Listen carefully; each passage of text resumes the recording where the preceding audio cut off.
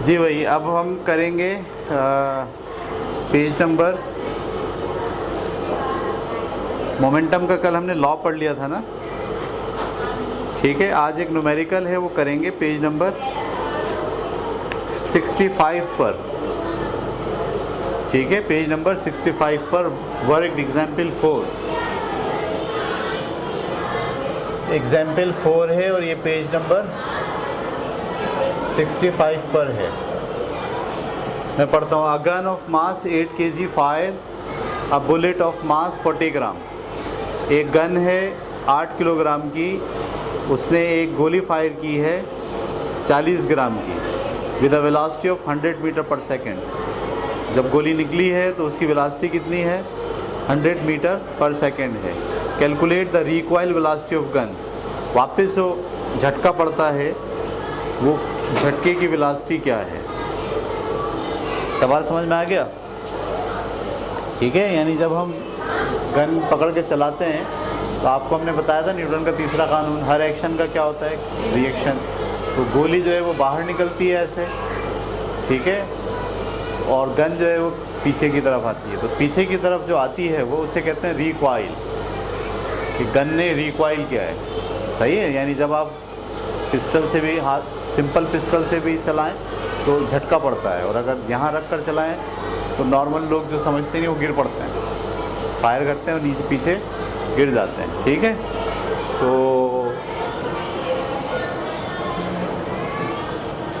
चलें भाई, मैं गन बनाने की कोशिश करता हूँ।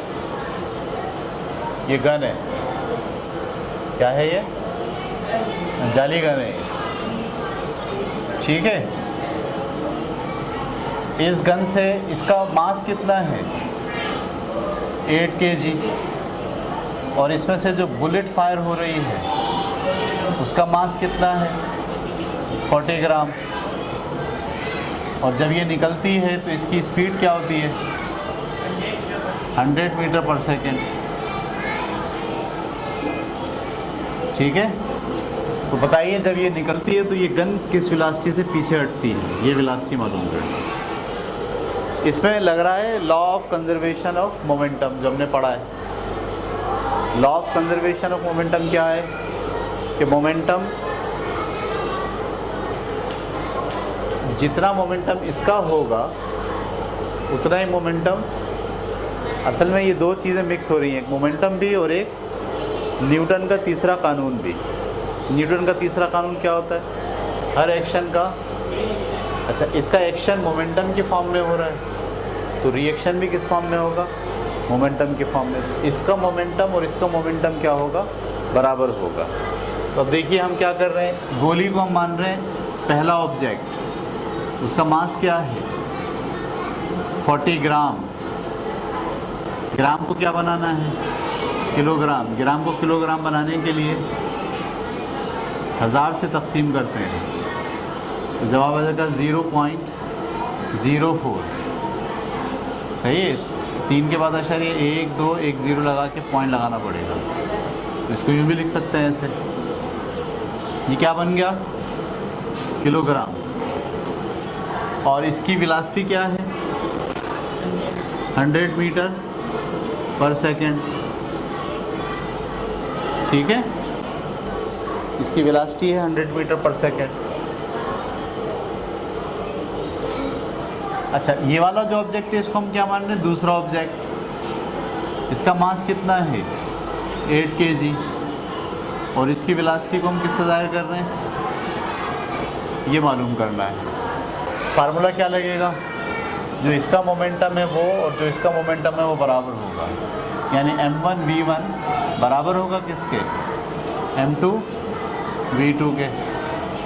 हमको v2 मालूम करना है, v2 वहाँ छोड़ दिया, m2 को नीचे ले आए, m1 v1 अपॉन m2। अब वैल्यूज़ पुट कर दो। m1 की जगह पे 0.040, v1 की जगह पे 100 और m2 की जगह पे 8। 8 के बाद पॉइंट हटाया, कितने ज़ीरो बढ़ेंगे? 3। 2 0 से 2 0 कट गए, ऊपर क्या बचा? 40 और नीचे क्या बचा 80। तो अब इसकी स्पीड क्या गई, v2 बराबर है 40/80। 0 से 0 काट दो, 4 एकम 4, 4 दूनी 8। इसको जब तकसीम करेंगे तो v2 आएगा 0.5 मीटर पर सेकेंड, यानी जो झटका पड़ेगा वो 0.5 मीटर पर सेकेंड की वेलोसिटी से गन पीछे हटेगी। ठीक है, उतारें इसे। अच्छा भाई, हमने न्यूटन का दूसरा कानून पढ़ा था, याद है आपको? न्यूटन का दूसरे कानून का मैथ का फार्मूला क्या, F=m/a। इसकी बुनियाद पर एक सवाल है, example 5 page number 68। Example 5 page number 68। ठीक है, ये भी करा देता हूँ मैं। लिखा है find the force that can accelerate a body of 50 kg mass up to 5 metre per second square. क्या कह रहे हैं, एक 50 kg मास का ऑब्जेक्ट है, इसको फोर्स लगानी है, कितनी फोर्स लगाई जाए कि इसका जो एक्सेलरेशन है वो कितना हो जाए, 5 मीटर पर सेकेंड स्क्वायर हो जाए। सवाल समझ में आया? 50 किलो का डब्बा है, उसको चलाना है किस एक्सेलरेशन के साथ, 5 मीटर पर सेकेंड के चलाना है, पीछे से कितनी फोर्स लगानी पड़ेगी। आप यूँ भी कह सकते हैं कि एक रक्षा है 50 किलोग्राम का, उसको कितने एक्सेलरेशन से चलाना है, 5 से, तो इंजन कितनी फोर्स लगाएगा। ठीक है, तो ये तो बहुत सादा सा सवाल हो गया। दिया हुआ क्या आपके पास, mass is equal to 50 kg और एक्सेलरेशन कितना पैदा करना चाह रहे हैं हम, 5 मीटर पर सेकेंड स्क्वायर। उसके लिए कितनी फोर्स लगेगी ये मालूम करना है। फोर्स का फार्मूला क्या होता है, F बराबर है m/a। तो F हमने ऐसे लिखा, m की जगह क्या लिखेंगे 50 और a की जगह पे क्या लिखेंगे 5। 50 को 5 से मल्टीप्लाई करो, क्या आ गया 250। और फोर्स का यूनिट क्या होता है, न्यूटन। हम बोलेंगे भाई 250 न्यूटन की फोर्स लगेगी इंजन की तरफ से, तब जाके उसमें 5 मीटर पर सेकेंड स्क्वायर का एक्सेलरेशन पैदा होगा। उतारिए इसे।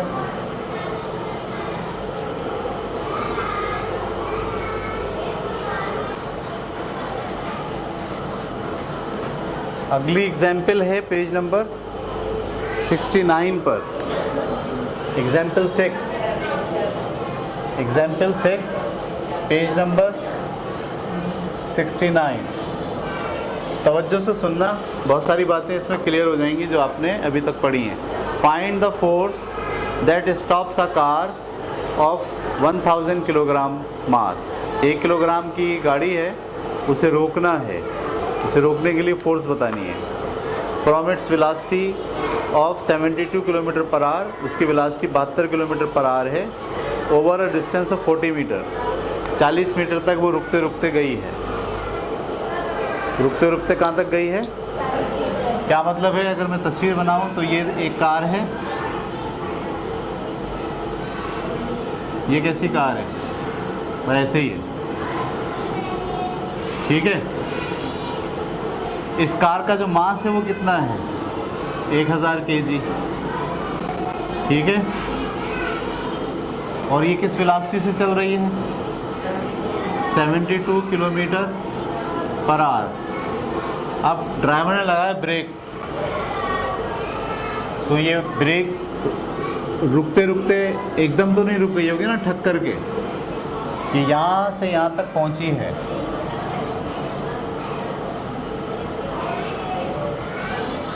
पहुँचते पहुँचते इसकी हालत जो है कुछ और हो गई है। चलो खैर, तो इसकी वेलोसिटी कितनी हो गई है यहाँ 0, और यहाँ से यहाँ तक आने में कितना उसने फासला तय किया है 40 मीटर, यानी रुकते रुकते 40 मीटर ये रुकी।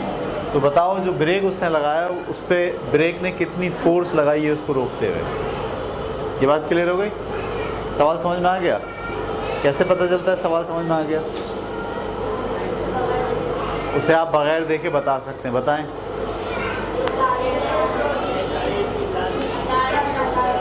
हजार किलोग्राम की एक गाड़ी है, 72 किलोमीटर पर आवर से वो जा रही है, उसका कांटा 72 पे है। अब वो ड्राइवर ने क्या करा, उसको देख के ब्रेक लगाया, तो वो फ़ौरन तो नहीं रुकी। कितनी, तो बताओ ये जो ब्रेक ने फोर्स लगाई है उसको रोकने के लिए, वो फोर्स कितनी है? ठीक है, तो हमें क्या क्या दिया हुआ है, मास दिया हुआ है कितना, 1000 kg। इनिशियल वेलोसिटी क्या दी हुई है, 72 किलोमीटर पर, हमको इसको बनाना पड़ेगा मीटर पर सेकंड। 72 किलोमीटर को मीटर बनाने के लिए क्या करेंगे, 1000 से मल्टीप्लाई करेंगे, और घंटे को सेकंड बनाने के लिए 3600 से डिवाइड करेंगे। ये बात पहले मैं आपको पढ़ा चुका हूँ। 2 0 से 2 0 कट गए, 36 से 72 कटा 2 पे, और 10 को 2 से मल्टीप्लाई किया तो कितना आ गया, 20। तो असल में मीटर पर सेकंड में कितना बनता है ये, 20 मीटर पर सेकंड। फाइनल वेलोसिटी क्या है इसकी बताएं, 0, रुक गई ना गाड़ी, 0 मीटर पर सेकंड है। और फासला उसने कितना तय किया है, 40 मीटर। मालूम क्या करना है, फोर्स। तो आप जानते हैं फोर्स मालूम करने के लिए क्या चाहिए, फोर्स का फार्मूला तो ये होता है, F बराबर है ma। तो मास तो आपको पता है, A आपको नहीं पता, तो पहले इसका क्या निकालना पड़ेगा, A कैसे निकाल सकते हैं, ये ऐसे निकाल सकते हैं कि ये देखें, ये VI है, ये VF है, ये S है। हरकत की तीसरी इक्वेशन जो हमने पढ़ी थी, 2AS बराबर होता है किसके, VF स्क्वायर माइनस का VI स्क्वायर। तो 2 मैंने 2 लिखा ऐसी, A मैंने ऐसी लिखा, S की जगह पे क्या लिखूँगा, 40, और VF की जगह पे क्या लिखूँगा, 0, और माइनस VI की जगह पे क्या लिखूँगा, VI कितना है मेरा, 20। अब आपने मीटर पर सेकंड बना लिया, अब आप ये यूज़ करेंगे। 40 को 2 से मल्टीप्लाई करें, कितना हो गया, 80 इंटू A बराबर है किसके, माइनस का 20 को 2 मरतबा लिख के मल्टीप्लाई करेंगे, क्या आएगा, 400। 20 को 20 से मल्टीप्लाई करेंगे, क्या आएगा, ये इधर मल्टीप्लाई कर रहा है 80, वहाँ जाकर क्या करेगा, डिवाइड। तो एक्सेलरेशन बराबर है माइनस का 400 डिवाइडेड बाय 80। 0 से 0 कट गया, 8 पंजे 40। तो एक्सेलरेशन कितना निकल आया, माइनस का 5। 40 कैसे आया, कट गया ना, 8 से 40 5 पे, माइनस का 5 मीटर पर सेकंड स्क्वायर। कोई बच्चा बता सकता माइनस क्यों आया,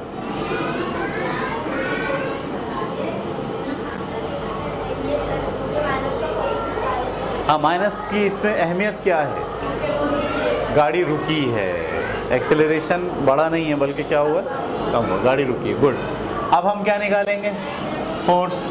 तो फोर्स बराबर होता है किसके, m इंटू ए। मास कितना है, 1000, और एक्सेलरेशन कितना है, माइनस का 5। दोनों को मल्टीप्लाई करें, क्या आ गया, माइनस का 5000 न्यूटन।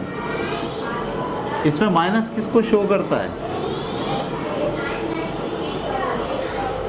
इसमें माइनस किसको शो करता है, मुझे जवाब आया 1000 को मैंने 5 से मल्टीप्लाई किया, क्या आ गया, 5000 माइनस और न्यूटन। जवाब तो निकल गया। अब बताओ माइनस किस बात को शो करता है, माइनस इस बात को शो करता है कि जिस डायरेक्शन में गाड़ी जा रही है, फोर्स उसके अगेंस्ट डायरेक्शन में लग रही है। क्योंकि अगर उसी डायरेक्शन में फोर्स लगती तो क्या होता, स्पीड और बढ़ती, सही है। तो जो माइनस की साइन है वो ये बता रही है कि जिस डायरेक्शन में गाड़ी चल रही है उसके अपोजिट डायरेक्शन में फोर्स लग रही है। उतारें,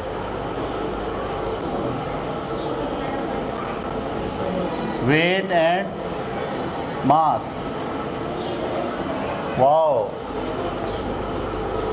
सही है। मास का मतलब होता है कमियत और वेट का मतलब होता है वज़न। फिज़िक्स में ये दोनों अलग अलग चीज़ें हैं।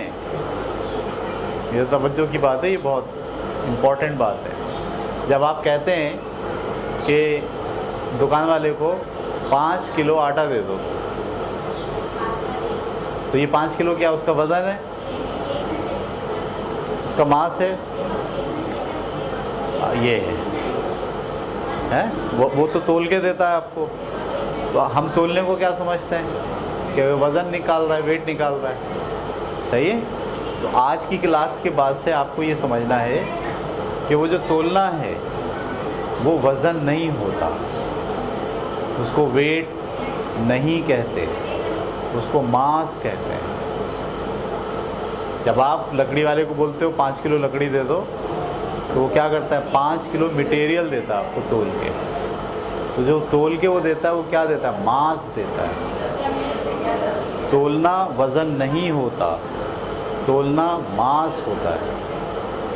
मास की मिक़दार तोल कर दी जाती है और उसको किलोग्राम में ज़ाहिर करते हैं। फिर सवाल ये कि ये वेट क्या होता है। सवाल ये है कि ये ज़मीन हर चीज़ को अपनी तरफ खींच रही है।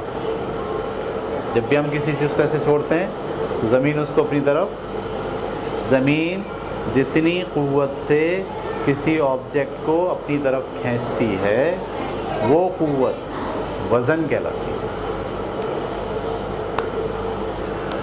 समझ में आ रही बात आपको? मुझे भी ज़मीन इस वक्त किसी क़ुव्वत से खींच रही है, इस डेस्क को भी खींच रही है। तो ज़मीन जितनी क़ुव्वत से किसी ऑब्जेक्ट को अपने सेंटर की जानिब खींचती है, ज़मीन की लगने वाली क़ुव्वत उस ऑब्जेक्ट का वज़न कहलाता है। मैं अगर तराजू पे खड़ा होकर देखता हूँ कि मेरा क्या नंबर आ रहा है, 70 आ रहा है, 75 आ रहा है, तो वो क्या आ रहा है, वो मेरा मास आ रहा है। मास का मतलब मेरे गोश्त, मेरी हड्डियाँ, मेरा ब्लड, मेरे बॉडी में जो मटेरियल है वो कितना है। समझ में आई? जो मेरा मटेरियल कितना है उसको जब भी नापते जाएंगे तो वो क्या कहलाएगा, मास। और जब मैं कहूँगा मेरा वज़न, तो मेरे जहन में फ़ौरन क्या आना चाहिए कि ज़मीन मुझे किसी ख़ास क़ुव्वत से खींच रही है। जैसे ही मैं उछलता हूँ क्या होता है, ज़मीन वापस मुझे अपनी तरफ खींच लेती है। जितनी क़ुव्वत से ज़मीन खींच रही है वो क़ुव्वत क्या कहलाती है, वेट। दोनों में ये फ़र्क है। फ़िज़िक्स के स्टूडेंट को ये फ़र्क हमेशा जहन में रखना चाहिए। वो हर तोलने को वेट करार नहीं देगा, वो तोलने को क्या करार देगा, मास।